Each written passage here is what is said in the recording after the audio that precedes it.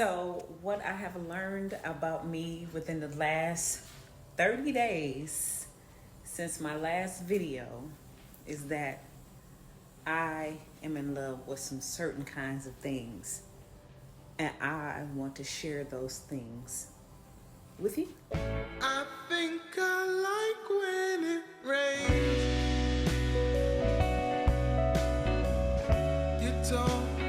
So I had this candle, and as you can see, this candle actually does not have a wick that is showing as much as it used to be.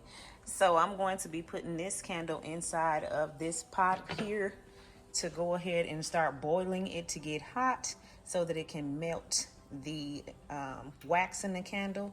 So I'm just going to put it in there like that and let it just chill around until it until it melt the wax. So that way we can get a candle made. And I'll show you guys how I'm going to do that and using herbs, all natural herbal candle.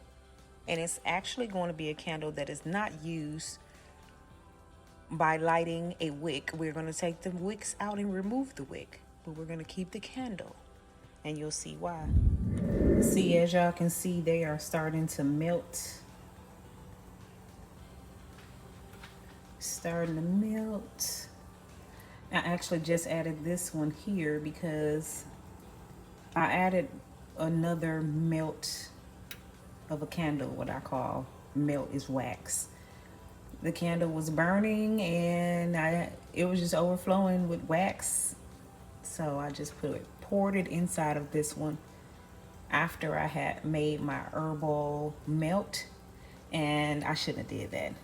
I want to keep my herbal melt as bright as possible, so I'm trying to see if I can melt some of this together and it come back out light so that the herbs can be seen in the melt.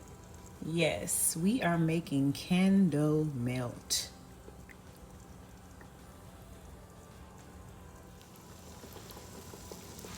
Okay, y'all, so this is what they're looking like now, as you guys can see when I say melt, so that I can see the herbs. You see how it's melting, and you can see the herbs now. You can see the bottom of the pan. The pan. Ooh, steamy. Let me turn this off and move this to the back of the stove. And just leave that on there. And we'll just let that finish doing its thing. This is steaming hot, but we'll let that do its thing. Melt some more, and then I'm gonna grab those wax things, not wax, but candle wicks. I'm gonna grab those wicks out of this candle here, and I'm gonna place those wicks into here because we're not gonna use those anymore, and we are going to add some herbs to that one over there, and we'll choose which herbs we're going to be adding to that one. Now, of course, y'all can see I've gotten a little ahead of myself. I did come in here and put some lavender inside of the candle, and I also got the other little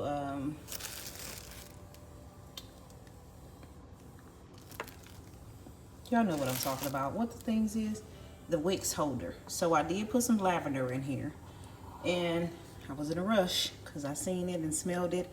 Came back in here and I was like, oh no. But here's the other one. This one is melted all the way. That one is melted down all the way.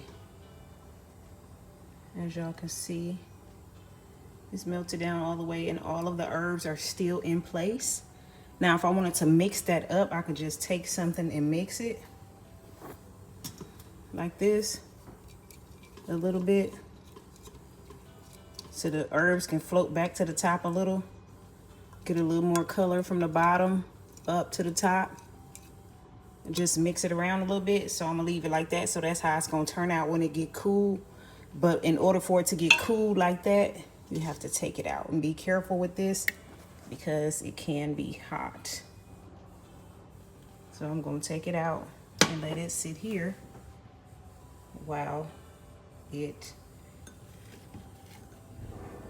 gets back into the shape of the wax form. And this right here, I think I'm gonna add some peppermint and some sage. I don't know. I'm gonna have to smell that. But I did add lavender. I don't know if I should add sage, maybe peppermint. And I don't know. I wanted to make these for like a better breathing for people with bronchitis and asthma, stuff like that, for to have them to be able to breathe some herbs into their nostrils. So I think I'm gonna go ahead and put some peppermint and eucalyptus in here. So I'm gonna put this down and I'll be right back. I'm gonna put those in there and y'all can see how I did it. All right, so I did go ahead and put some eucalyptus in there, and I did put some peppermint in. And since I put those ingredients in there, it seems to be getting a little more cooled down here. And I want to move those herbs around a little bit just to give it that shape and form so that it is cute when it do dry. Even though they're not going to stay like that every time that you do use this or melt it, but rather you're always going to have those herbs to shift a bit, especially if the candle is moved during that process.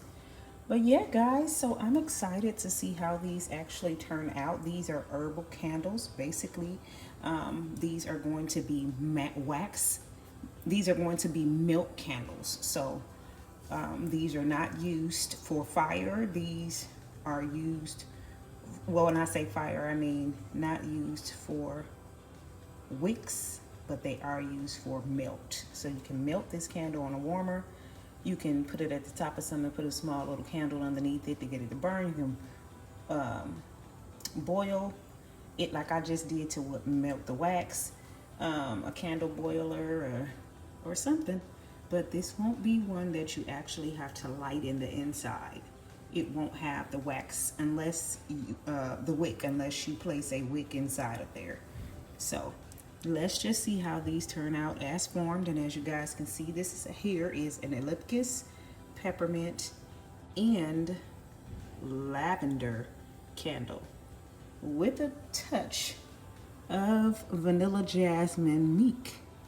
So this candle has a little bit of extra something, a little extra something of a lot of things. So we'll see how this one turns out.